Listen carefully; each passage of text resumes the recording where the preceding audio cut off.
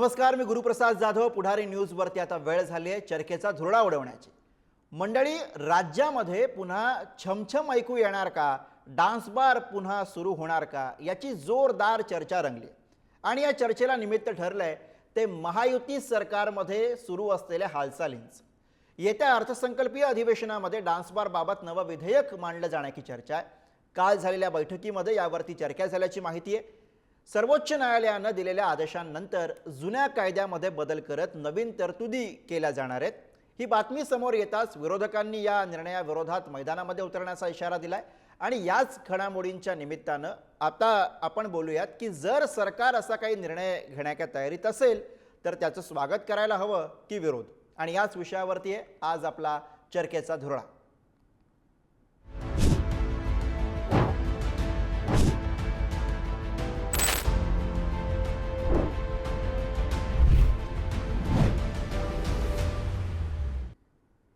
आणि या विषयावर चर्चा करण्यासाठी आपल्यासोबत मान्यवर पाहुणे आहेत. आपल्यासोबत आहेत भाजपचे सहमुख्य प्रवक्ते अजित चव्हाण, आपल्यासोबत आहेत काँग्रेसचे प्रवक्ते कपिल ढोके आणि आपल्यासोबत आहेत सामाजिक कार्यकर्त्या वर्षा काळे. सगळ्या मान्यवरांचं या आजच्या चर्चेमध्ये स्वागत आहे. चर्चेच्या सुरुवातीलाच मी जाणार आहे भाजपचे प्रवक्ते अजित चव्हाण यांच्याकडे. मला सगळ्यात आधी चर्चा सुरू करत असताना नेमकं त्यांना विचारायचं आहे की भाजपची एकूणच डान्स बार कल्चर याच्याविषयीची नेमकी काय भूमिका आहे? अजित चव्हाण.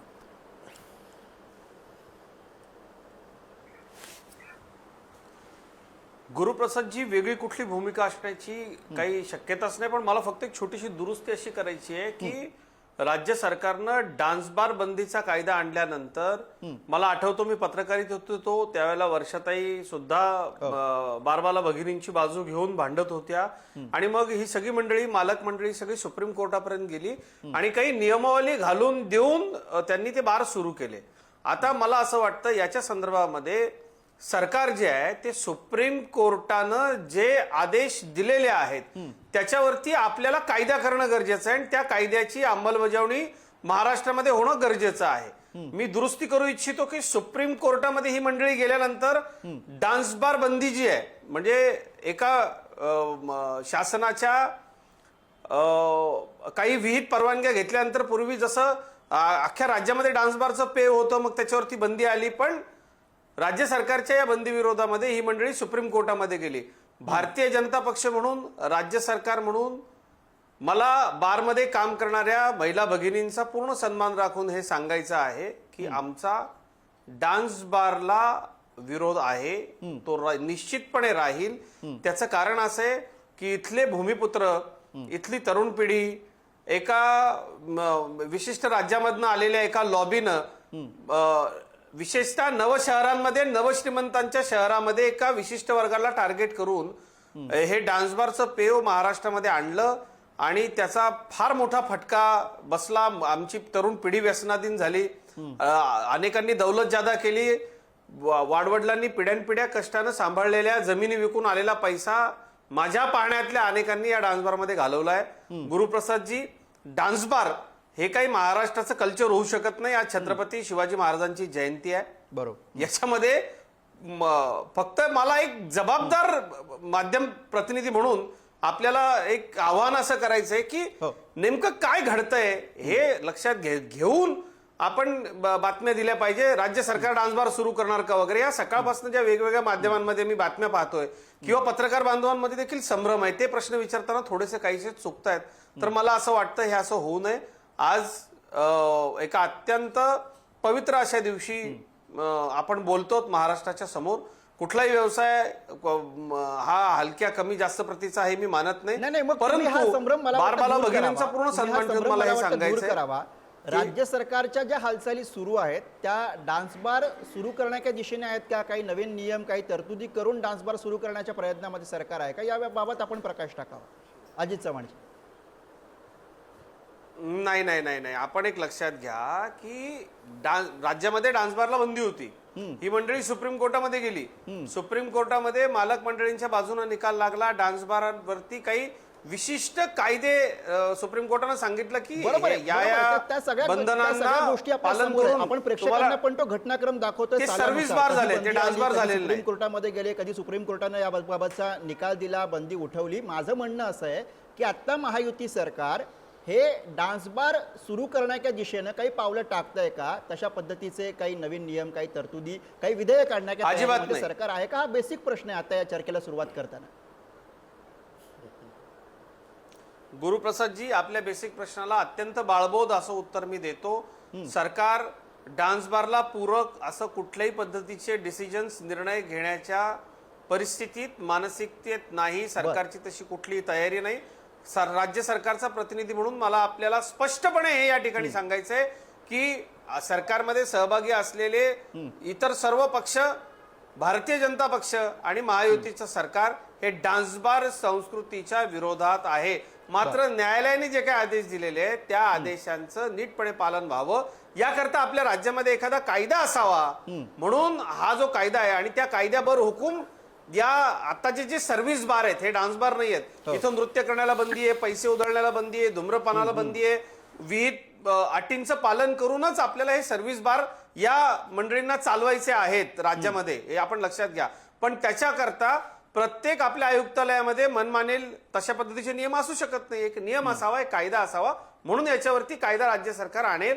आणि मला असं वाटतं, कृपया अशा बातम्या की राज्य सरकार आता डान्स बार सुरू करू पाहतंय का वगैरे वगैरे अशा देऊ नका. आपल्या माध्यमातून महाराष्ट्राच्या जनतेला मी स्पष्ट याच्यावर सांगू बरीच चर्चा आज झालेली आहे. डान्स बार विरोधकांनी सुद्धा संस्कृती नको आहे. यामध्ये तुम्हाला मदत करतो अशी भूमिका मांडलेली आहे. मी वर्षा काळे यांच्याकडे येणार आहे, पण त्यापूर्वी काँग्रेसची प्रतिक्रिया घेणं महत्वाचं आहे. कपिल ढोके यांच्याकडे जातोय. कपिल ढोके ज्या सगळेच म्हणतात की बैठकीमधला सगळा जो तपशील आहे तो बाहेर कसा येतो, हे फितूर कोण आहेत, याच्यावरही वेगळी चर्चा रंगलेली आहे, डान्स बारचा मुद्दा असला तरी.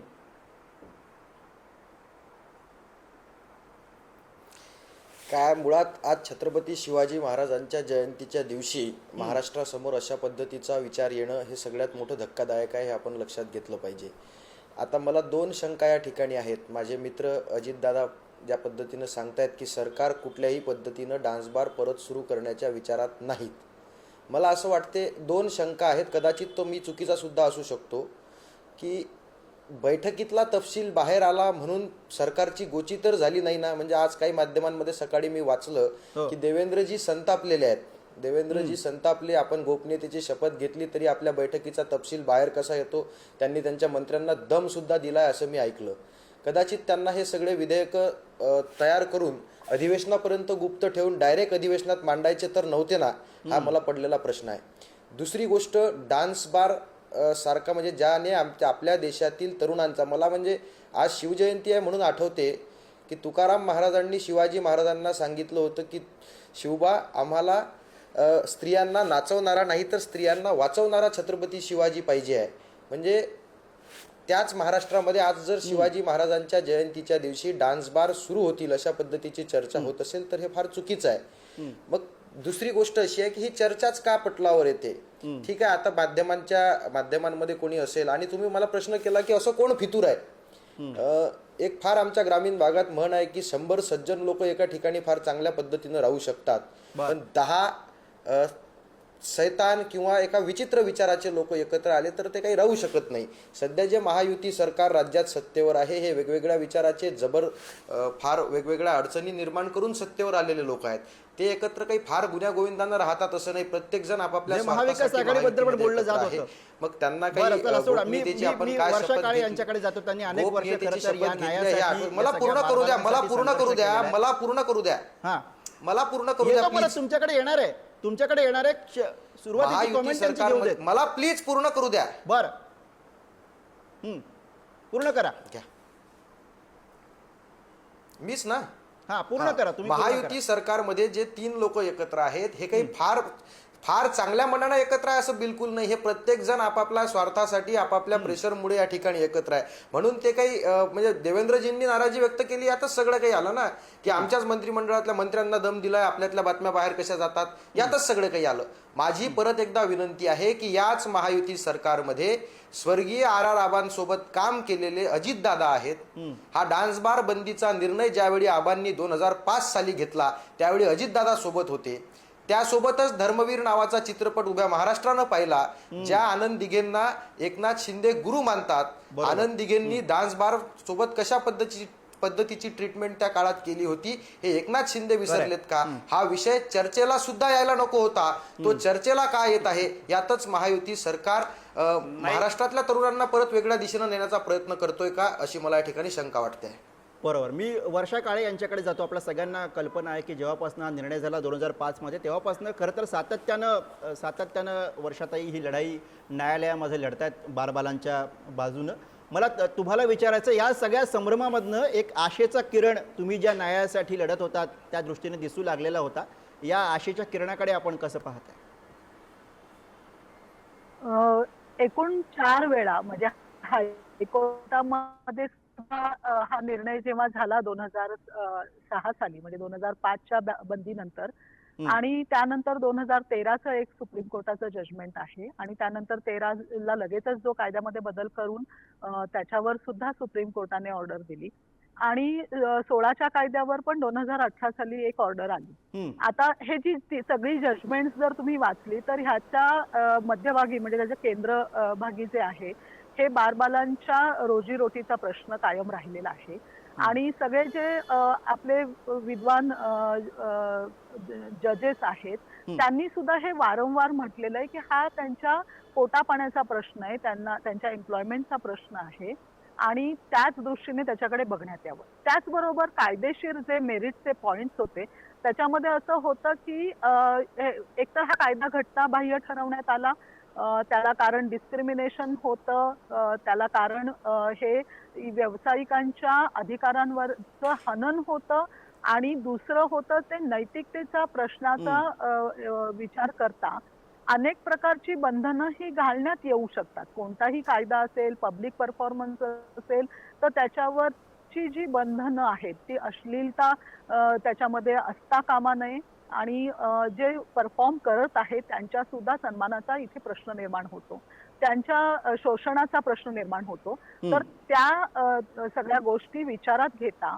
तिन्ही जजमेंट्स नंतर खरं तर ह्या सुप्रीम कोर्टाच्या 16च्या कायद्यानंतर 18 साली जे जजमेंट आलं त्याच्यामध्ये असं म्हटलं गेलं, अनेक प्रकारचे निर्बंध घातले गेले, आणि हे निर्बंध जे होते त्याच्या संदर्भामध्ये थोडंसं ते जाचक वाटत होतं ते बारबालांना आणि बार मालकांना. परंतु सुप्रीम कोर्टाचा रिस्पेक्ट करता किंवा त्यांनी जे म्हटलेलं आहे ते धरूनच त्या पद्धतीने परवाने मागण्यासाठी पुन्हा एकदा आपल्याला महाराष्ट्र शासनाकडे जावं लागणार होतं.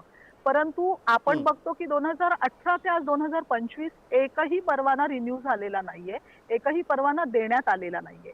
आता ह्या कायद्यामधल्या अनेक तरतुदी आहेत, जसं तिथे धूम्रपान करू नये, सीसीटीव्ही कॅमेराज असायला पाहिजेत, 5 फुटाचं अंतर असलं पाहिजे, गिऱ्हाईक आणि नाचणाऱ्या मुलींमध्ये मुलींची संख्या 4 ही मर्यादा घालण्यात आली होती, वेळेचं बंधन होत आहे. ह्या सगळ्याचा विचार करता एक विन विन सिच्युएशन आली होती की सरकारचं जे म्हणणं होतं, जे त्यांचे ऑब्जेक्शन्स होते, ते जे त्यांचे पॉइंट्स होते तेही सुप्रीम कोर्टाने लक्षात घेतले होते, आणि बारबालांच्या रोजीरोटीचा प्रश्नही त्याच्या निमित्ताने सोडवण्याचा प्रयत्न त्याच्यामध्ये होता. परंतु जर 25 पर्यंत म्हणजे गेले 7 वर्ष जर परवाना मिळालेला नाही, नृत्याचा परवाना डान्स बार्स मधल्या बार आणि रेस्टॉरंट्सला मिळालेला नाही, तर ही जी कोंडी आहे ही कशी फुटणार? आणि ह्याच्यामध्ये सुप्रीम कोर्टाने जेव्हा पुन्हा एकदा निर्देश दिले त्याच्यानंतर आता राज्य सरकारला उत्तर देणं भाग आहे. मला आपल्या दोन्ही वक्त्यांनी सांगितलं त्याप्रमाणे कोणतीही शंका नाहीये, परंतु मला असं कुठेतरी वाटतं की प्रत्येक वेळेला नैतिकतेचा प्रश्न कुठेही निर्माण झाला, सरकारवर काही ताशेरे ओढण्यात आले, सरकारची नैतिकता लोकांच्या दृष्टिकोनातून प्रश्नांकित झाली की डान्सबारचा विषय पुन्हा एकदा उफाळून बाहेर येतो, आणि मग आम्ही किती नैतिक आहोत हे दाखवण्याचं एक माध्यम झालेलं आहे. रोजीरोटीचा प्रश्न हा जो केंद्रभागी असला पाहिजे बारबालांच्या, तो कधीच तो घेतला जात नाही. वर्षाताई, तुम्ही जे बोलता त्याच्यावरती त्याच्यावरती अजित चव्हाणांना काहीतरी म्हणायचं, मी त्यांच्याकडे जातो. अजित चव्हाण.